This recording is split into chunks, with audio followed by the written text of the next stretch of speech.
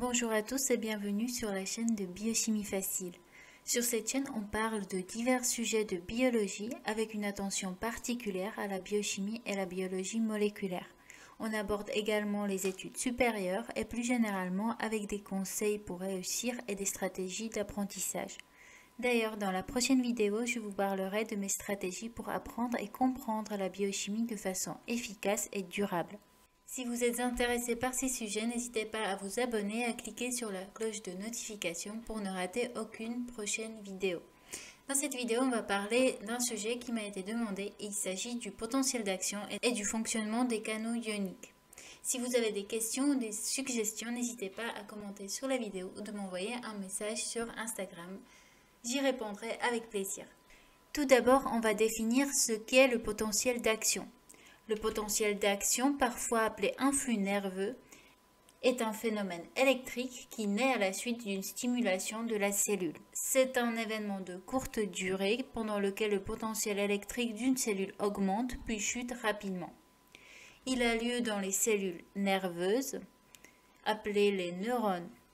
Le potentiel d'action a lieu à la suite d'une stimulation du récepteur sensoriel. Il se propage ensuite le long des axones du nerf sensitif et se dirige vers le cerveau. L'influx nerveux ou le potentiel d'action est donc un courant électrique qui se propage à travers le neurone. Le mot potentiel est utilisé pour décrire le mouvement de particules chargées à travers la membrane cellulaire et ces particules chargées sont majoritairement des ions chargés positivement.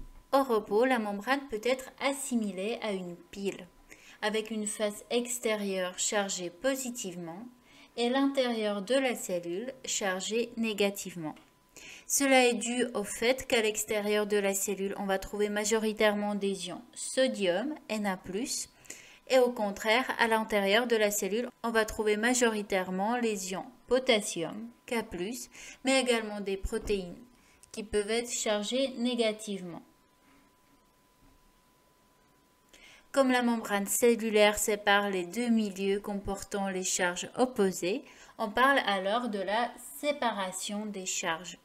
Cette séparation des charges va créer le potentiel membranaire qui au repos vaut moins 70 mV.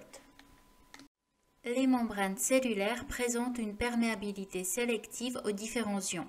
On va avoir des canaux ioniques qui vont permettre le passage des différents ions de façon passive à l'intérieur ou à l'extérieur de la cellule. Ce sont par exemple les canaux sodiques ou les canaux potassiques.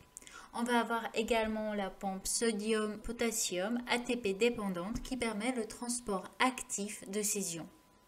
Au repos, les systèmes biologiques ne sont pas figés mais tendent à maintenir constamment un équilibre. Ici, on peut observer que les canaux ioniques vont permettre le passage des ions selon leur gradient de concentration, c'est-à-dire le passage du milieu où ces ions sont le plus concentrés vers le milieu où ils le sont moins. Ainsi, les ions potassium vont traverser la membrane plasmique de l'intérieur de la cellule vers l'extérieur à travers les canaux potassiques, alors que les ions sodium vont traverser la membrane plasmique de l'extérieur de la cellule vers l'intérieur de la cellule à travers les canaux sodiques.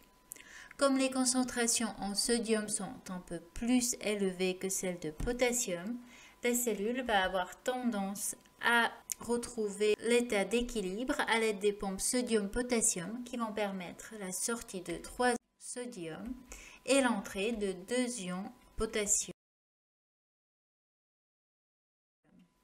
pour maintenir ainsi le potentiel d'équilibre, qui est donc de moins 70 mV. Maintenant, nous allons voir ce qui se passe lorsque la cellule subit une stimulation.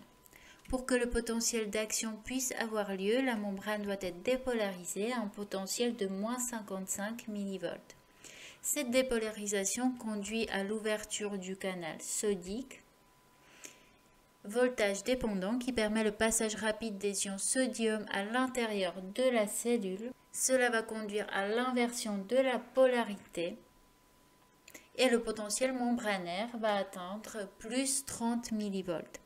La face intracellulaire de la membrane se retrouve alors chargée positivement, alors que la phase extracellulaire est chargée négativement. Ce changement de polarité va conduire à la fermeture du canal sodique voltage dépendant. Pendant la phase de repolarisation, le potentiel membranaire va redevenir négatif. Pendant cette phase, le canal potassique voltage dépendant qui se trouve à proximité va s'ouvrir et va permettre aux ions potassium de sortir de la cellule. L'intérieur de la cellule va donc redevenir chargé négativement et l'extérieur de la cellule va redevenir chargé positivement. Ce changement de polarité conduit à la fermeture du canal potassique voltage dépendant. Comme les canaux potassium répondent à la polarisation membranaire avec un léger retard et comme la perméabilité aux ions potassium est encore forte, le potentiel membranaire se rapproche de la valeur du potentiel d'équilibre du potassium.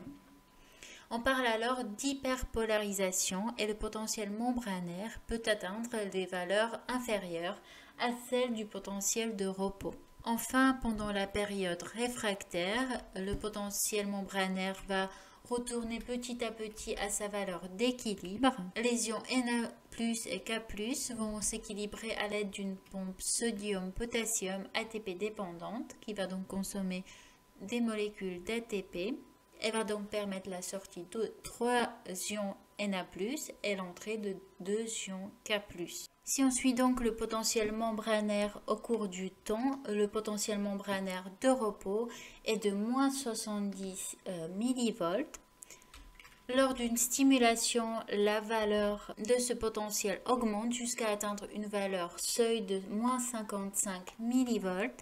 À partir de cette valeur, on aura une phase de dépolarisation où l'intérieur de la cellule devient plus positif à cause de l'entrée massive des ions sodium dans la cellule. Lorsque le potentiel membranaire atteint environ 30 mV, les canaux potassiques s'ouvrent et les ions potassium sortent rapidement de la cellule. On parle de repolarisation. L'hyperpolarisation sera enfin corrigée pendant la période réfractaire où le potentiel membranaire va petit à petit revenir à sa valeur de repos. Je vous mets dans la description de la vidéo des liens pour des animations du potentiel d'action qui pourront vous être utiles. Vous pouvez aller les voir, elles sont très bien faites. Et voilà donc la fin de cette vidéo. Je vous remercie pour votre présence et pour votre patience. Je vous souhaite plein de courage dans vos études. N'hésitez pas à poser vos questions, à vous abonner et à partager la vidéo avec vos amis, ça me ferait très plaisir. Et je vous dis à très vite pour une nouvelle vidéo de biochimie facile.